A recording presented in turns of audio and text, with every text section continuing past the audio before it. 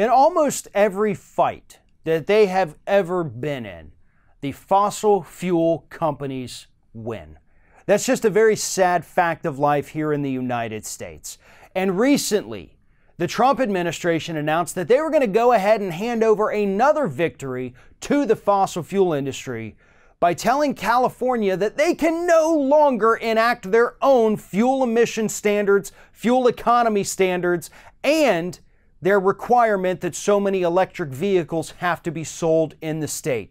California, they say, is going to have to comply with the national standards that we are going to put in place. Oh, and by the way, those national standards actually include a repeal of the Obama-era regulations that increased fuel economy standards, fuel emission standards for vehicles.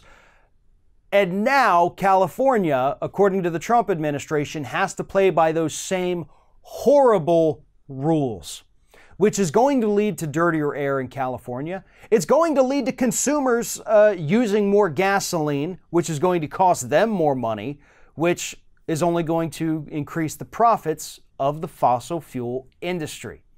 Here's the thing, the Trump administration's decision here to attack California and tell them they cannot enact their own standards, it makes no sense on any level at all. First and foremost, let's talk about Republicans always saying states' rights, states' rights. States can do whatever they want because they have states' rights. Well, okay, California did that, and now you're saying, no. You have to play by the same rules as everybody else, even though you got a waiver from the federal government saying you could be better than the rest of us. Number two, it's going to cost consumers more money. It's not going to save them money. They're going to spend more money once less fuel-efficient vehicles are imported into the state, and they buy those, they spend more money, the cycle continues. And third, and most importantly, it's going to decrease the air quality in the state of California. Nobody benefits from that.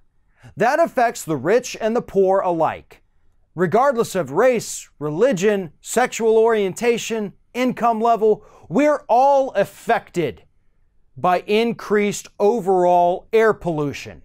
Now, that's not saying that there's not obviously a greater impact on the poorer communities or African American communities. There is. But that's because real estate agents, as we've reported, are actually pushing them towards factory areas where the air pollution is 100 times worse than it is 5 blocks down the street.